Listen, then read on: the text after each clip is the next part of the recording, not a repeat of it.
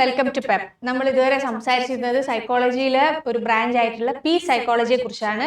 അപ്പൊ അതിന്റെ ലാസ്റ്റ് പാർട്ടിലേക്ക് നമുക്ക് പോവാം. അപ്പൊ ഇനി നമ്മൾ ഡിസ്കസ് ചെയ്യാൻ പോകുന്നത് psychological components of sustainable peace. ഒരു സസ്റ്റൈനബിൾ പീസിന് വേണ്ടിയിട്ടുള്ള സൈക്കോളജിക്കൽ കമ്പണൻസുകൾ അല്ലെങ്കിൽ സൈക്കോളജിക്കൽ ഫാക്ടേഴ്സ് എന്തൊക്കെയാന്നുള്ളതാണ് നമ്മൾ നോക്കാൻ പോകുന്നത്. അപ്പോ peace psychology identifies several psychological components that are crucial for the establishment and maintenance of sustainable peace. അപ്പോ ഒരു സസ്റ്റൈനബിൾ പീസിന് വേണ്ടിയിട്ട് എന്താണ് different kinds of psychological components ഉണ്ട് എന്നാണ് പീസ് സൈക്കോളജി പറയുന്നത്. അപ്പൊ ഈ ഒരു കമ്പണൻസ് എന്തൊക്കെയാന്ന് പറഞ്ഞാല് ഇൻഡിവിജ്വൽ ആയിട്ടുള്ള ഓരോ വ്യക്തിപരമായിട്ടുള്ള നീഡ്സ്, ഇന്റർപേഴ്സണൽ രണ്ട് വ്യക്തികൾ അല്ലെങ്കിൽ എന്താ പറയാ ആളുകൾ തമ്മിലുള്ള നീഡ്സ്, പിന്നെ സൊസൈറ്റൽ ലെവലിൽ ഒരു സൊസൈറ്റി അല്ലെങ്കിൽ സാമൂഹികപരമായിട്ടുള്ളത്, ഇതിനെല്ലാത്തിനും എന്താണ് പോസിറ്റീവ് ഓർ എൻഡ്യൂറിംഗ് പീസിന് അവർ കോൺട്രിബ്യൂട്ട് ചെയ്യുന്നതാണ് പറയുന്നത്. ഒരു വ്യക്തി എന്ന രീതിയിലും രണ്ട് വ്യക്തികൾ തമ്മിലുള്ള രീതിയിലും ഒരു സൊസൈറ്റി എന്ന രീതിയിലും ഒക്കെ എന്താണ് ഈ പീസ് എന്ന് പറയുന്ന ഒരു അല്ലെങ്കിൽ പോസിറ്റീവ് പീസ് എന്ന് പറയുന്ന ഒരു കാര്യം ഇവിടെ എന്താണ് ഇവർ കോൺട്രിബ്യൂട്ട് ചെയ്യുന്നുണ്ട്. അപ്പൊ ഇതിൽ ഫസ്റ്റ് വരുന്ന കമ്പണന്റ് എന്ന് പറയുന്നത് കോൺഫ്ലിക്ട് റെസൊല്യൂഷൻ സ്കിൽസ് ആണ്. അപ്പൊ ഓരോ ഇൻഡിവിജ്വൽസിനും കമ്മ്യൂണിറ്റീസിനും എന്താണ് കോൺഫ്ലിക്ട് റെസൊല്യൂഷൻ സ്കിൽസ് വേണം എന്നാണ് പറയുന്നത്. അപ്പൊ ഈ കോൺഫ്ലിക്ട് റെസൊല്യൂഷൻ എന്ന് പറയുമ്പോൾ ഒരു പ്രശ്നം ഉണ്ടാവുമ്പോൾ അതിനെ സമാധാനപരമായിട്ട് അഡ്രസ് ചെയ്യാനും ഡീൽ ചെയ്യാനുള്ള ഒരു കഴിവ് വേണം എന്നാണ് പറയുന്നത്. അപ്പൊ ഇവിടെ എന്തൊക്കെയാണ് കഴിവുകൾ വേണ്ടത്? കമ്മ്യൂണിക്കേഷൻ സ്കിൽസ് വേണം, നെഗോഷിയേഷൻ ടെക്നിക്കുകൾ വേണം, അറ്റ് ദ സെയിം ടൈം എന്താണ് രണ്ട് കൂട്ടർക്കും ഒരേ പോണ എന്താണ് ബെനിഫിഷ്യൽ ആവുന്ന സൊല്യൂഷൻസിൽ എത്താനുള്ള കഴിവും വേണം. അപ്പൊ ഇതൊക്കെ നോക്കിയിട്ടായിരിക്കണം ഇവരൊരു സൊല്യൂഷനിൽ എത്തേണ്ടത്. അപ്പോ ഈ ഒരു കോൺഫ്ലിക്ട് റെസൊല്യൂഷനിൽ എന്താണ് എഡ്യൂക്കേഷനും ട്രെയിനിങ്ങും കൊടുക്കുമ്പോൾ എന്താണ് ഒരു പീസ്ഫുൾ പ്രോബ്ലം സോൾവിങ് കൾച്ചർ എന്താണ് നമുക്ക് അവിടെ ക്രിയേറ്റ് ചെയ്യാൻ പറ്റും എന്നാണ് പറയുന്നത്. Next one interpersonal trust. Trust എന്ന് പറയുന്നത് എന്താണ് ഒരു ഫൗണ്ടേഷണൽ എലമെന്റ് ആണ് എന്ത് പീസിന് വേണ്ടിയിട്ട്. മറ്റുള്ളവരോടുള്ള അല്ലെങ്കിൽ ആളുകളോടുള്ള വിശ്വാസം എന്ന് പറയുന്നത് വളരെ ഇമ്പോർട്ടന്റ് ആയിട്ടുള്ള ഒരു കാര്യമാണ്. അപ്പോൾ ഇൻഡിവിജ്വൽസ് തമ്മിലും ഗ്രൂപ്പുകൾ തമ്മിലും എന്താണ് ട്രസ്റ്റ് ബിൽഡ് ചെയ്യുക എന്ന് പറയുന്നത് വലിയ ഇമ്പോർട്ടന്റ് അല്ലെങ്കിൽ ഇറ്റ് പ്രൊമോട്ട്സ് പീസ് എന്നാണ് പറയുന്നത്. അപ്പോ ഒരു മിസ്കമ്മ്യൂണിക്കേഷൻ ഉണ്ടാവാന് അല്ലെങ്കിൽ എന്താണ് മിസ്അണ്ടർസ്റ്റാൻഡിങ് ഉണ്ടാവാൻ അല്ലെങ്കിൽ ഒരു കോൺഫ്ലിക്റ്റ് അല്ലെങ്കിൽ പ്രശ്നം വഷളാവാനൊക്കെ ഉള്ള ചാൻസ് കുറവായിരിക്കുന്നത് കൃത്യമായിട്ട് ട്രസ്റ്റ് ഉണ്ടെങ്കിൽ. Next one empathy and understanding. അപ്പൊ ഇവിടെ എംപതി ഇൻവോൾവ് ചെയ്യുന്നത് എന്താണ് ability to understand and share the feeling of others. ഓരോ ആളുകളെ മനസ്സിലാക്കാനും അവരുടെ ഫീലിങ്സിനെ എന്താണ് ഷെയർ ചെയ്യാനും പറ്റുന്നതാണ് എംപതി എന്ന് പറയുന്നത്. ഓക്കെ, അപ്പൊ ഇവിടെ എംപതി എന്ന് പറയുന്ന ഒരു സാധനത്തിനെ നമ്മൾ പ്രൊമോട്ട് ചെയ്യുന്ന സമയത്ത് എന്താണ് കണക്ഷൻസ് ക്രിയേറ്റ് ചെയ്യാൻ, അതായത് ഇൻഡിവിജ്വൽസും ഗ്രൂപ്പ്സും തമ്മിലുള്ള കണക്ഷൻസ് ക്രിയേറ്റ് ചെയ്യാൻ എംപതി ഡെവലപ്പ് ചെയ്യുക എന്ന് പറയുന്നത് ഇമ്പോർട്ടന്റ് ആണ്. പിന്നെ ഓരോ ആളുകൾ അതായത് സ്വന്തം ഒരു പ്രശ്നം സ്വന്തം പെർസ്പെക്റ്റീവിൽ നിന്ന് മാത്രം നോക്കാതെ എല്ലാ ആളുകളുടെ വശത്തു നിന്ന് ചിന്തിക്കുന്ന സമയത്ത് എന്താണ് എംപതി കൂടാനും at the same time tolerance increase ചെയ്യാനും പിന്നെ ഒരു കോൺഫ്ലിക്റ്റിലേക്ക് അത് മാറാനുള്ള ചാൻസും കുറവായിരിക്കും. ഇതൊക്കെ നമ്മൾ ഓൾറെഡി പറഞ്ഞതാണ്. അപ്പൊ ഇതിലും ഇതേ സെയിം പോയിന്റ്സ് തന്നെയാണ് വരുന്നത് കേട്ടോ. പിന്നെ ഉള്ളത് എന്താണ് സോഷ്യൽ കൊഹിഷൻ. സോഷ്യൽ കൊഹിഷൻ എന്ന് പറയുമ്പോൾ എന്താണ് സസ്റ്റൈനബിൾ പീസ് എന്ന് പറയുന്ന ഒരു കാര്യം എന്താണ് സോഷ്യൽ കൊഹിഷൻ, കമ്മ്യൂണിറ്റീസിലുള്ള സോഷ്യൽ കൊഹിഷനുമായിട്ട് വളരെ നല്ല രീതിയിൽ അസോസിയേറ്റഡ് ആണ്. അപ്പൊ ഈ സോഷ്യൽ കൊഹിഷൻ എന്ന് പറയുമ്പോൾ എന്താണ് ഒരു സെൻസ് ഓഫ് ബിലോങ്ങിങ് ഉണ്ടാവും അവിടെ, പിന്നെ ഷെയർഡ് വാല്യൂസ് ആയിരിക്കും, പിന്നെ മ്യൂച്വൽ സപ്പോർട്ടും ഈ കമ്മ്യൂണിറ്റീസ് തമ്മിൽ ഉണ്ടാവും. അപ്പൊ ഇതൊക്കെ ഉണ്ടാവുന്ന സമയത്ത് എന്താ പറയാ അവിടെ ഒരു കോഓപ്പറേഷൻ അല്ലെങ്കിൽ സഹകരണം ബിൽഡ് ചെയ്യുകയും അറ്റ് ദ സെയിം ടൈം ഒരു കളക്റ്റീവ് ആക്ഷന് ഉണ്ടാവുകയും ചെയ്യുന്നതാണ്. Next one cultural competence. ഈ കൾച്ചറൽ കോമ്പിറ്റൻസ് എന്ന് പറയുമ്പോൾ എന്തൊക്കെയാണ് വരിക ഓരോ ഡൈവേഴ്സ് കൾച്ചേഴ്സിനെയും അണ്ടർസ്റ്റാൻഡ് ചെയ്യാനും റെസ്പെക്ട് ചെയ്യാനും പഠിക്കുക എന്നുള്ളതാണ്.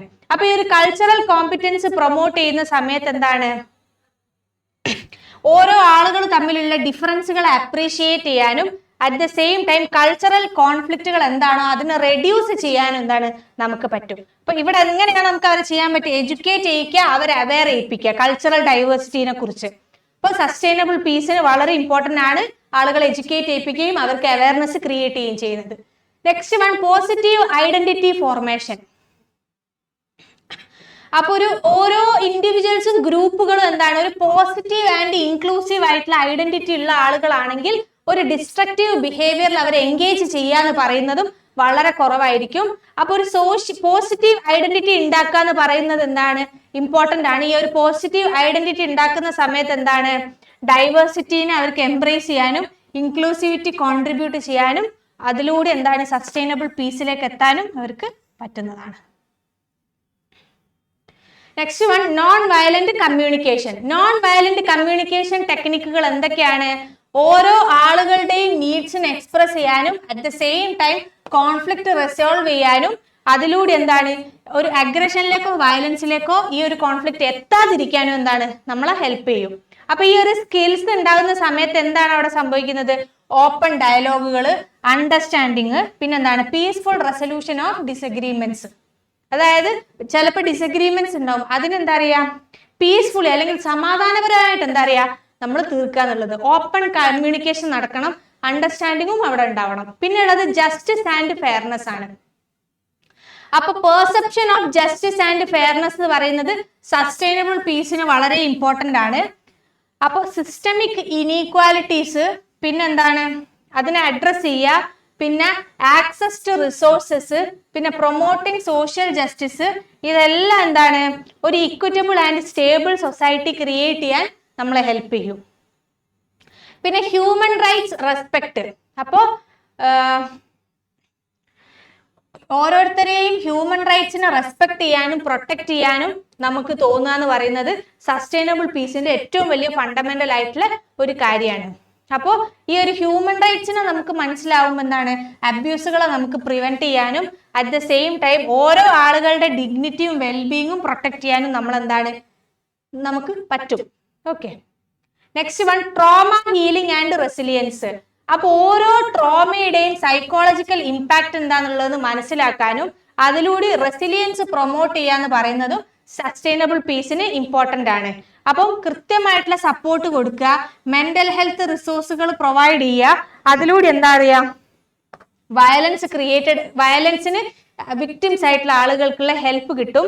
അത് മാത്രമാണ് എന്ത് ലോങ് ടേം ഹീലിംഗ് പ്രോസസ്സിന് ഇവരെ ഹെൽപ്പ് ചെയ്യാം.